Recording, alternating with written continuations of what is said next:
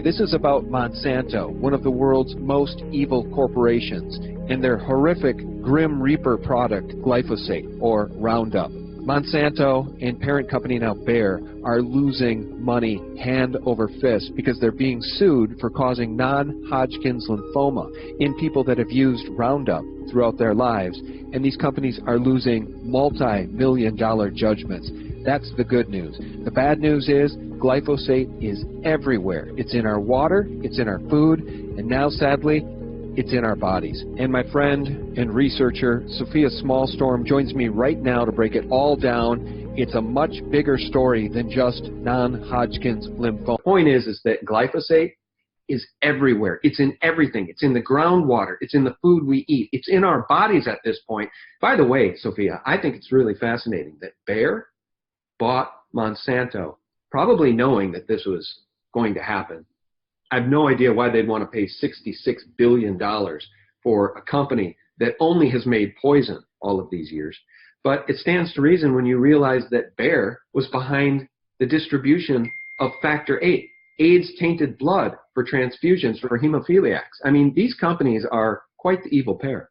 They are really imposing their destructive agendas on us, and we are completely unwitting. So I think by way of this broadcast and others that I'm doing and then you're doing on your own, we can help to educate people just so they can start taking some precautionary preventive measures to preserve their health.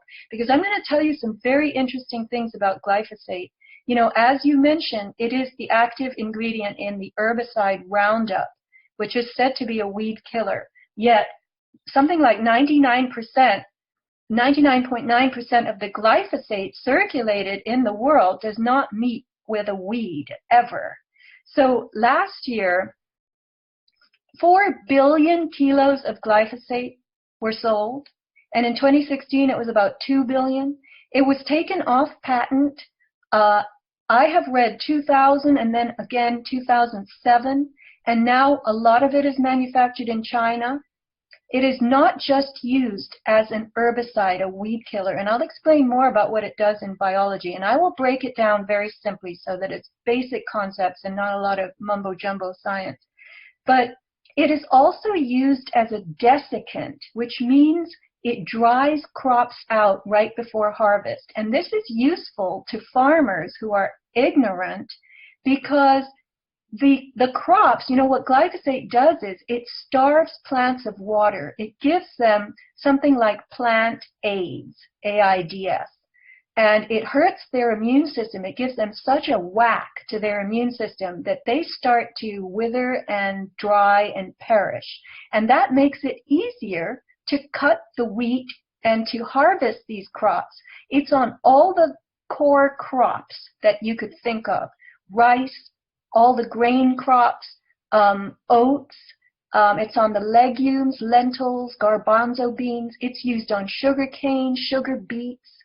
It's used everywhere. Whether the crop is GMO ready or not, it is used. Glyphosate is used right before harvest. There is an unprecedented number of dead horses, racehorses, prized horses, horses worth many tens of thousands of dollars are dropping like we've never seen before. Listen to this.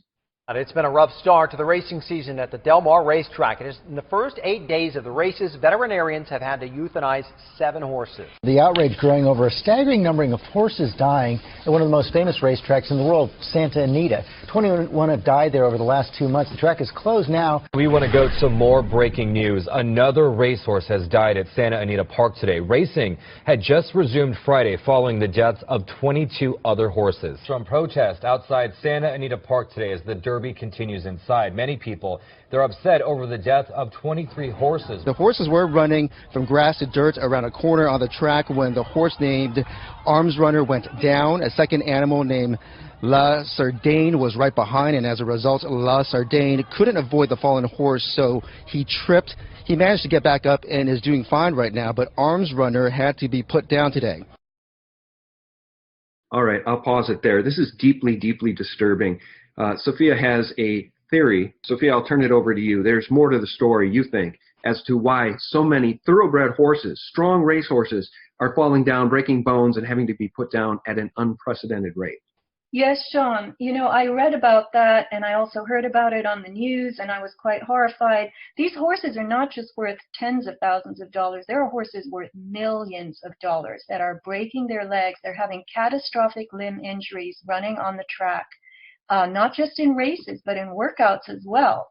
And the very striking thing about this is it's happening not just one of the tracks is Santa Anita in Arcadia, California, which is Southern California, not too far from where I am. And that track is getting a lot of attention. Now get this, in the last 10 years, Santa Anita, that's the place where horses have had catastrophic limb injuries and have had to be put down. 500 horses, over 500 in 10 years. But when you look at the statistics across the country, it's very much the same. For instance, in 2015, 953 racehorses suffered catastrophic limb injuries and other kinds of breakdowns on the track. It's called equine breakdown. If you're eating conventional flour, if you eat regular pizza, regular bread from sandwiches, if you pasta, anything, sugar products with glyphosate in them, your joints are going to start containing glyphosate instead of glycine. So glyphosate was first engineered in Switzerland in 1950, and it wasn't patented. It's an organophosphate, which means it's water soluble and it moves around very easily in living things, okay?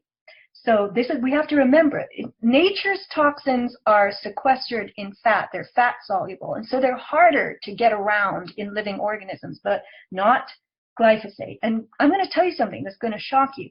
In the 60s, what did they use glyphosate for? It's a mineral chelator, which means it can strip minerals out of things. They used it in factory chimneys. They got all the crud out of factory chimneys. It's called flue dust, baghouse dust, by spraying them with glyphosate. So then glyphosate was again synthesized completely independently in 1974 by a Monsanto chemist, John Franz. And in the 70s, they began to use it, as this desiccant. They realized that it did a very, very dangerous thing to plants. It was used also to chelate plants because that immobilizes the minerals, the manganese, iron, cobalt, copper, boron, zinc, the trace minerals in plants, and that really hurts their defense system. It enables the soil-borne pathogens to thrive. But the worst thing it does in plants is it shuts down this organic chemistry process that they all have and need, called the shikimate pathway. The shikimate pathway is something very important to plants because it gives them immune strength. It produces 3 amino acids, and those amino acids we need. So Sean, complex life forms with very high energy needs sometimes outsource the manufacturing of materials that they require biologically to other life forms. And mammals have done this. Mammals need these 3 amino acids very, very, very badly. They're called phenylalanine, tryptophan, and tyrosine. And we don't make them ourselves. So it's the bacteria in your gut that make those amino acids, the quadrillion bacteria in your gut, and plants make them. So when plants and bacteria can't make these amino acids for themselves and for you, they start dying.